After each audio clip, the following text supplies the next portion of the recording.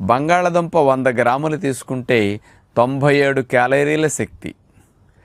కూరగాయలు 100 గ్రాములు తీసుకుంటే 25 క్యాలరీల శక్తి. అంటే కూరగాయల కంటే 4 రెట్లు ఎక్కువ శక్తిని బంగాళదుంప అందిస్తుందన్నమాట. అంటే 4 టైమ్స్ క్యాలరీస్ ఎక్కువ కాబట్టి కార్బోహైడ్రేట్స్ ఎక్కువగా ఉంటాయి. తేలిగ్గా డైజెషన్ అయిపోయి త్వరగా బ్లడ్లోకి వెళ్ళిపోయి మరి శరీరానికి కావలసిన క్యాలరీస్ని పుష్కలంగా అందించేస్తాయి కదా.